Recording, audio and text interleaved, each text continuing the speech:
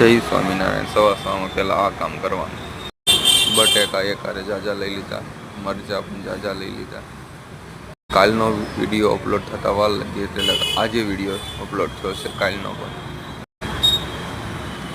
હવે ધીમે ધીમે કારખાનાના પાર્સલ આવવામાં બપોરે પાર્સલ કર્યું 300 રૂપિયાનું. ત્યારબાદ સમોસા બનાવ્યા. હવે બટેકાના સમોસા પણ ચાલવા મળ્યા. આ ભાઈને ભૂંગળા બટેકા આપ્યા.